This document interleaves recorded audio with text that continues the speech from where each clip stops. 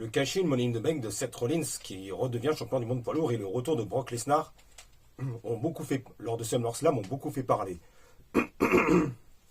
Excusez-moi, hein, j'ai un petit truc qui coince dans la gorge, hein, ça arrive, hein, c'est du direct.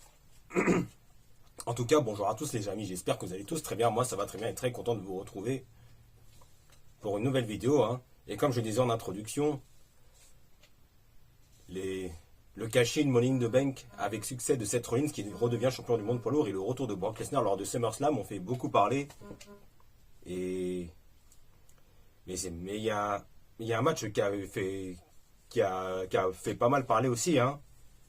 C'est le match entre Karrion Kross et Sami Zayn. Hein, et la situation actuelle de Karrion Kross est un peu le flou. Hein. Et c'est le sujet qu'on va aborder. C'est le sujet qu'on va aborder aujourd'hui, hein, en parlant de Karrion Kross. Hein. Et juste avant de démarrer, je compte sur vous pour vous abonner, hein, et cliquer sur la petite cloche car ça aide beaucoup à faire grandir la chaîne, ça aide beaucoup pour le référencement, c'est très important. Hein. Et n'hésitez pas si ce n'est pas encore fait. Et cette fois-ci, c'est parti, ça démarre. Karrion Kross est un catcheur vraiment très talentueux, hein, qui avait fait toutes ses classes sur le circuit indépendant, hein, et qui avait montré tout son talent à NXT il y a quelques années. Hein. Mais depuis qu'il est passé dans un premier temps dans le roster principal, hein, c'est devenu assez compliqué pour Karrion Kross, hein, qui s'est retrouvé dans une gimmick assez chelou. Hein. Mais bon, je ne vais pas rentrer dans les détails, mais ceux qui ont suivi à l'époque, hein, le savent. Hein. Ce qui fait que c'est le voir Karrion Kross dans une tenue un peu bizarre, hein, j'ai envie de dire, hein, dont je ne dirai pas le terme, hein, a complètement mis un coup à sa crédibilité, hein, ce qui avait plus ou moins, hein, provoqué sa chute, hein, et son premier départ de la WWE. Hein. Mais quelques années plus tard, hein, Karrion Kross est revenu à la WWE, hein, avec Scarlett, hein, qui est pour info vraiment sa femme, hein, et qui est aussi sa manageuse, hein, qui l'accompagne aussi, hein, lors des matchs de Karrion sur le ring. Hein. Et quelques années après son départ, Karrion Kross est revenu à la WWE avec sa musique d'entrée originale, hein, qu'il avait, hein, la première fois. Et moi, ça me fait plaisir, hein, ça me fait plaisir, hein, de voir Karrion Kross, hein, revenir, hein, avec sa gimmick qu'il avait, avec son ancienne gimmick, son ancienne musique d'entrée qui avait de la gueule. Il a le charisme, la crédibilité pour briller dans le ressort principal, hein, voire même plus haut. Hein. Et du coup, hein, on va entamer l'année de Karrion Kross en 2025 qui est, comment dire, un peu mi-figue, mi-raisin, on va dire, hein, même s'il y a eu une période où même s'il a plus ou moins été dans une période de renouveau, hein, où il s'est retrouvé dans un programme vraiment intéressant avec Sami Zayn, hein, où Karrion Kross a plus ou moins poussé Sami Zayn, hein, vers le côté obscur, hein, enfin sans grande réussite du coup, hein, mais ça on va y revenir plus tard. Hein. Et Karrion Kross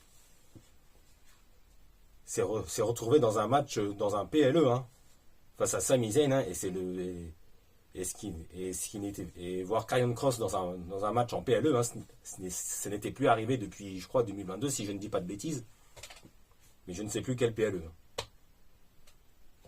Et ce qui fait que du coup, hein, de le voir Karrion Kross pousser Sami Zayn, hein, un des babyface de la WWE, hein, basculer du côté obscur, hein, ça a été vraiment un programme très intéressant pour Karrion Kross, hein, ce qui nous a mené à ce match à Night of Champions en Arabie Saoudite il y a un mois et demi de cela, à peu près, un mois et demi de cela. Hein. Et même si on espérait tous une victoire de Karrion Kross, hein, malheureusement, Karrion Kross n'a pas remporté la première manche à ce moment-là, puisque Sami Zayn était presque chez lui en Arabie Saoudite, hein, puisque vu la popularité de Sami Zayn en Arabie Saoudite, hein, c'était quand même le logique que la WWE lui donne la victoire. Hein. Mais bon, j'aurais préféré voir une victoire de Karrion Kross, mais bon, ça c'est fait, hein, le mal est fait. Hein.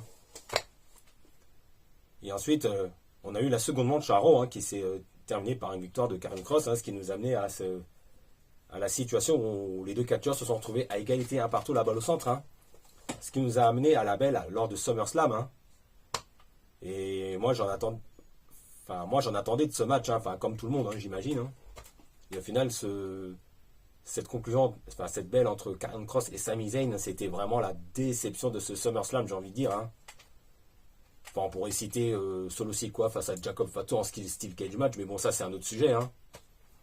Mais Karrion Kross, Sami Zayn, c'était vraiment une grosse déception de ce SummerSlam, alors que les attentes étaient plus ou moins placées assez haut, si je puis dire. Hein.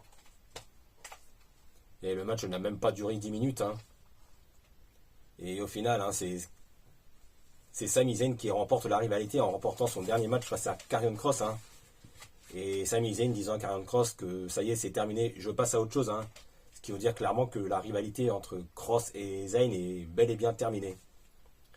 Et si Sami Zayn s'apprête à passer à autre chose, et ben c'est complètement le flou pour Karrion Kross.